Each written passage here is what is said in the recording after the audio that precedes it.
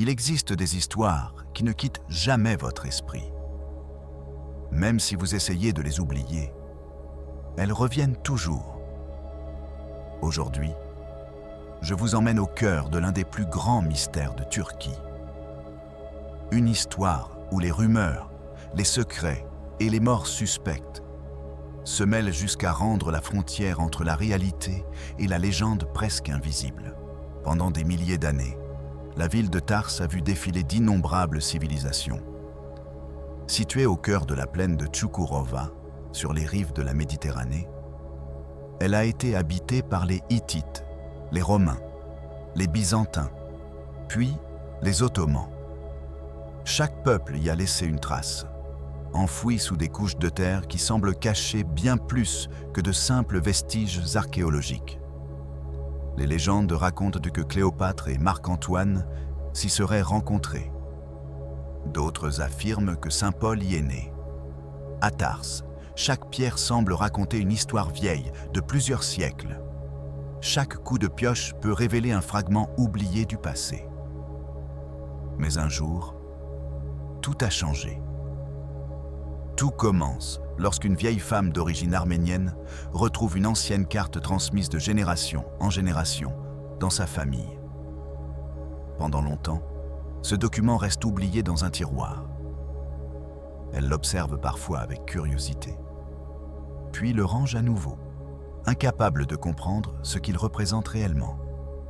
Pourtant, une question ne cesse de revenir dans son esprit. Et si cette carte indiquait réellement quelque chose? Après de longues hésitations, elle décide finalement de suivre les indications inscrites sur ce vieux morceau de papier. Toutes les pistes la conduisent vers une seule destination: la ville de Tars. La carte désigne précisément une petite maison en torchis de couleur blanche. À première vue, rien ne distingue cette habitation des autres. Pourtant, persuadée qu'un secret s'y cache, la vieille femme rassemble une équipe composée d'archéologues et de chercheurs de trésors. Elle investit une somme importante afin de commencer des fouilles sous la maison. Les circonstances exactes restent floues. Personne ne sait vraiment si la propriété a été achetée, louée ou obtenue autrement. Aucun document officiel ne permet de le confirmer. Les travaux commencent discrètement. Au fil des jours, les ouvriers creusent toujours plus profondément. Puis, contre toute attente, ils découvrent un passage souterrain. Ce tunnel mène directement sous une autre habitation, une maison bien plus célèbre, celle que l'on verra plus tard entourée de grandes bâches bleues et protégée par un impressionnant dispositif de sécurité. À mesure que les fouilles progressent, plusieurs objets anciens apparaissent dans les profondeurs. À partir de cet instant, l'atmosphère change complètement. Car lorsqu'un trésor, des secrets et beaucoup d'argent se retrouvent au même endroit, les problèmes ne tardent jamais à apparaître. L'un des membres de l'équipe prend alors une décision qui va bouleverser toute l'affaire. Convaincu que certains objets découverts pourraient disparaître avant d'être déclarés officiellement, il contacte discrètement la police. Selon lui, des pièces d'une immense valeur auraient été trouvées et plusieurs personnes envisageraient de les détourner à leur profit. Mais une autre version circule également. La vieille femme aurait affirmé que seuls d'anciens manuscrits l'intéressaient réellement. Elle aurait même promis de laisser le reste des découvertes à ceux qui participaient aux fouilles. Personne ne sait aujourd'hui laquelle de ces versions est la plus proche de la vérité. Une chose est certaine. À partir de ce signalement, les autorités décident d'agir, sans que personne ne s'en aperçoive. Un policier est alors envoyé sur place sous une fausse identité. Sa mission est simple: se faire passer pour un chercheur de trésors et découvrir ce qui se cache réellement sous cette mystérieuse maison. L'agent chargé de cette mission s'appelle Mithat Erdal. Officiellement, il n'est qu'un simple chercheur de trésors venu participer aux fouilles. Personne sur le chantier ne connaît sa véritable identité. Sa mission est claire. Observer chaque détail, photographier toutes les découvertes et transmettre discrètement ses rapports à ses supérieurs. Jour après jour, Mithat s'intègre parfaitement à l'équipe. Il assiste aux fouilles comme n'importe quel autre ouvrier, tout en documentant secrètement ce qui est découvert sous terre. D'après les informations qu'il recueille, les chercheurs mettent au jour plusieurs objets anciens, des pièces de monnaie, des artefacts historiques et d'autres vestiges dont la valeur semble bien supérieure à ce que l'on imaginait au départ. Ces informations remontent rapidement jusqu'aux autorités. Peu de temps après, la police décide d'intervenir. Une opération est organisée sur le site afin de saisir officiellement les découvertes. À première vue, tout semble normal. Mais lorsque le rapport officiel est rendu public, quelque chose ne colle pas. Selon les documents administratifs, les fouilles n'auraient permis de retrouver que quelques fragments de colonnes, quelques pièces sans grande valeur et divers objets jugés insignifiants, au point de ne même pas mériter d'être enregistrés dans les archives. Pour les autorités, l'affaire paraît simple. Il n'y aurait rien d'exceptionnel sous cette maison. Pourtant, Mithat Erdal sait que ce rapport ne correspond absolument pas à ce qu'il a vu de ses propres yeux. Il possède des photographies, des vidéos, et surtout, il connaît parfaitement la nature des objets découverts durant les fouilles. Très vite, un doute s'installe dans son esprit. Pourquoi le contenu officiel est-il si différent de ce qu'il a lui-même documenté? S'agit-il simplement d'une erreur administrative? Ou quelqu'un cherche-t-il volontairement à dissimuler la vérité? Plus il réfléchit, plus une conviction grandit en lui. Quelque chose d'illégal est en train de se produire. Il refuse de garder le silence. Mithat décide alors de rassembler toutes les preuves qu'il a accumulées. Son objectif est de quitter Tars et de se rendre à Ankara afin de remettre personnellement ces documents aux plus hautes autorités. Selon lui, une enquête indépendante est désormais indispensable. Le jour où il prend cette décision, il retrouve un collègue policier nommé Hüseyin Yasak. Les deux hommes discutent longuement. Mithat lui explique qu'il ne peut plus ignorer ce qu'il a découvert et qu'il compte transmettre l'intégralité de son dossier dès que possible. Mais ce voyage n'aura jamais lieu. Quelques heures plus tard, un drame se produit. La version officielle affirme qu'au cours d'un moment de détente entre collègues, une arme aurait été manipulée par accident. Un coup de feu serait parti involontairement. La balle atteint Mithat Erdal. Il meurt peu après. L'affaire est immédiatement classée comme un tragique accident. Pour les autorités, il ne s'agit que d'une erreur malheureuse. Mais tout le monde ne croit pas à cette explication. L'épouse de Mithat Erdal refuse catégoriquement cette version des faits. Selon elle, deux policiers expérimentés savent parfaitement manipuler une arme. Pour elle, parler d'un simple accident n'a aucun sens. Elle est persuadée que son mari s'apprêtait à révéler des informations extrêmement sensibles et qu'il a été réduit au silence avant d'avoir pu parler.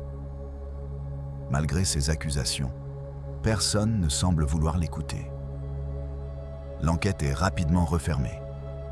Le mystère, lui, ne fait que commencer.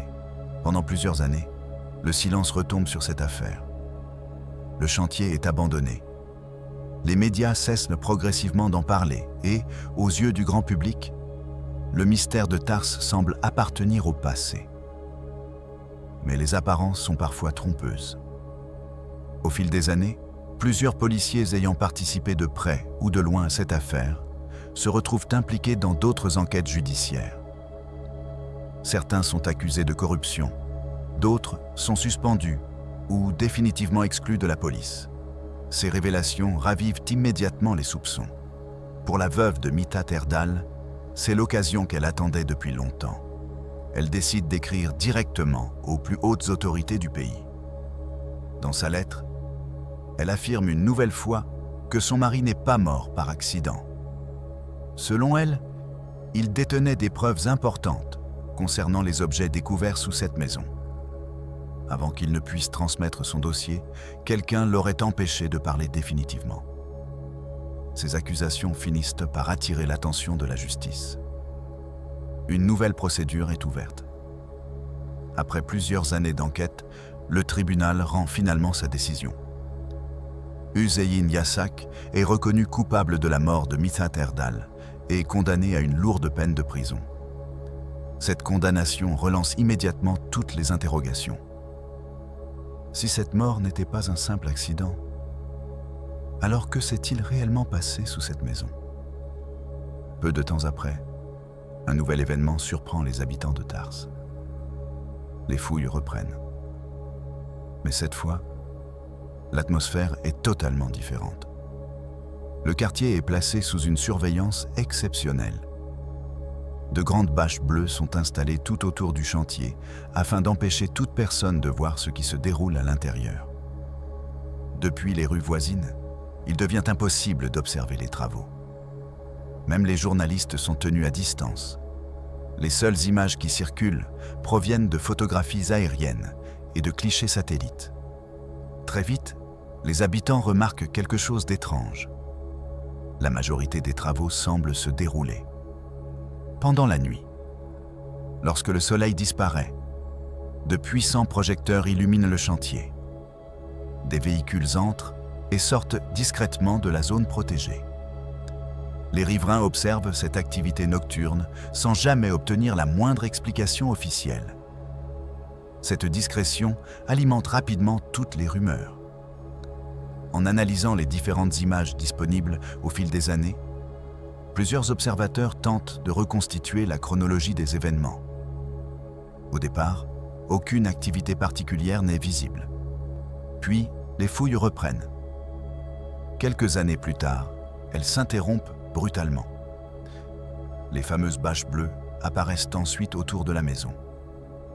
Enfin, le chantier est officiellement déclaré terminé.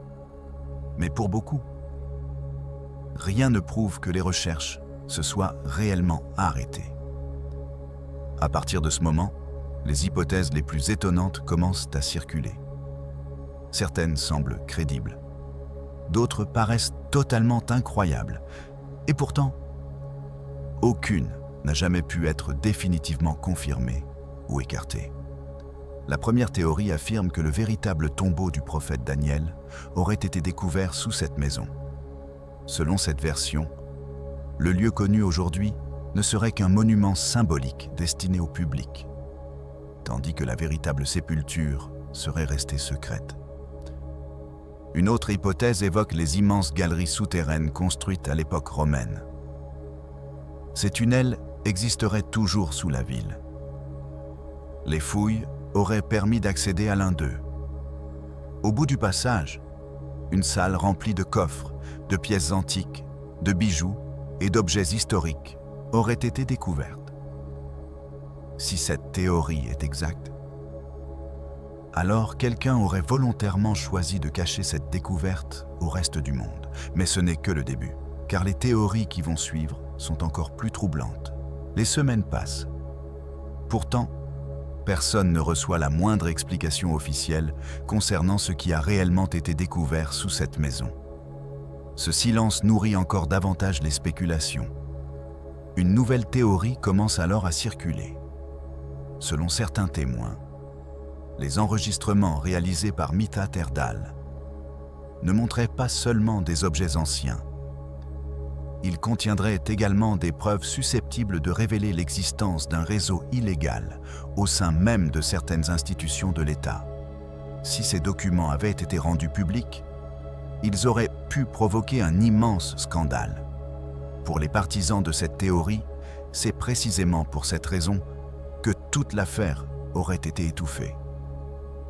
Mais d'autres habitants avancent une explication totalement différente.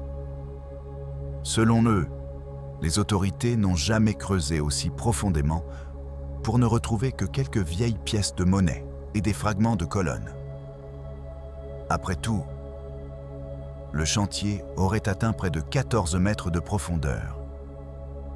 Pourquoi déployer autant de moyens pour une découverte aussi banale? Pour beaucoup, cela n'a tout simplement aucun sens. Et c'est à partir de là que les hypothèses deviennent encore plus extraordinaires. Certains affirment que les fouilles auraient permis de découvrir des objets utilisant une technologie inconnue. Des artefacts qui ne ressembleraient à rien de ce que l'humanité a connu jusqu'à aujourd'hui. Selon cette théorie, ces objets auraient été discrètement évacués durant les opérations nocturnes. Des véhicules aux vitres teintées seraient entrés sur le chantier avant de repartir quelques heures plus tard, transportant ces mystérieuses découvertes vers une destination inconnue. Pour les défenseurs de cette hypothèse, le public n'aurait jamais été informé parce que le monde ne serait pas encore prêt à accepter une telle réalité. Puis vient la théorie la plus célèbre de toutes, celle qui fascine les passionnés d'histoire depuis des années. Selon cette version, l'objet découvert sous cette maison ne serait autre que l'Arche d'Alliance, le coffre sacré mentionné dans les textes religieux, celui qui aurait contenu les tables de la loi remises à Moïse.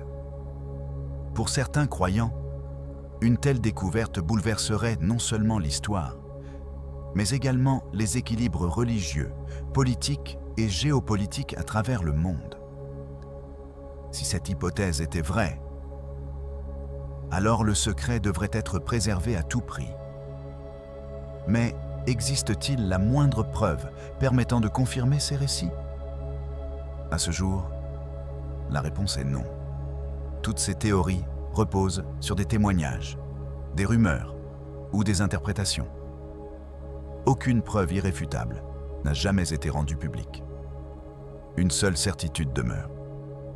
Quelque chose s'est bel et bien produit à Tars. Une opération exceptionnelle. Des fouilles protégées par un important dispositif de sécurité. La mort mystérieuse d'un policier. Des années de silence. Et une affaire qui continue encore aujourd'hui d'alimenter les débats. Peut-être que la vérité est beaucoup plus simple que les rumeurs. Ou peut-être est-elle bien plus incroyable que tout ce que nous pouvons imaginer. Une chose est certaine. Parfois, lorsque l'on creuse sous la terre, ce ne sont pas seulement des vestiges du passé que l'on découvre. Ce sont aussi des secrets que certains préféreraient voir disparaître à jamais.